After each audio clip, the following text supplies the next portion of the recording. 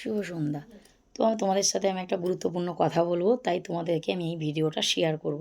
তো সেই কারণে আমি তোমাদের সঙ্গে কিছু কথা বলছি। কথাটা খারাপ লাগলে অবশ্যই কমেন্ট করে বলবে যদি আমি কোনো ভুল করে থাকি।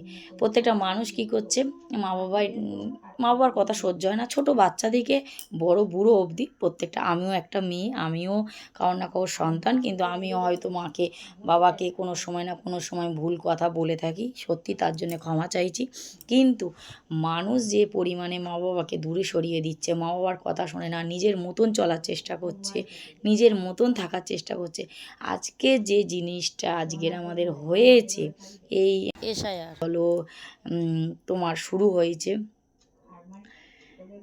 তা সেই কারণে এখন আমাদের কি লাগছে, বাবা মার এই প্রমাণপত্রগুলো।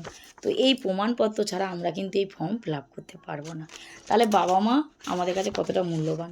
কিন্তু সেই বাবা মার প্রমাণপত্র আমাদের না জমা দিলে আমরা এখানকার কোনো স্থানীয় বাসিন্দার না, আমাদের এখান থেকে তাড়িয়ে দেওয়া হবে।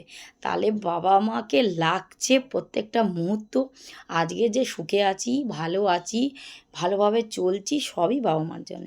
কেন, তারা যদি না আমাদের ঠিকঠাক করে মানুষ করতো, তারা যদি না আমাকে ঠিকঠাক করে বিয়ে শাদী দিত বা আমাদের সাপোর্ট দিত, আমরা হয়তো বড় হতে পারতাম না বা ভালো জায়গায় যেতে পারতাম না, ভালো মন্দ খেতে পারতাম না, সংসার করতে পারতাম। তাহলে তাদের অবদান অনেক, কিন্তু কোনো মানুষই মানছে না। আজকে যখন বাবা মার জন্যে আমাদের এই প্রমাণপত্র কোনো সাপোর্টই করছে না, বা প্রমাণপত্র পুরো ফেল, মানে ফেল যাকে বলে, মানে আমি যতটা বুঝছি ততটাই তোমাদের সাথে শেয়ার করছি।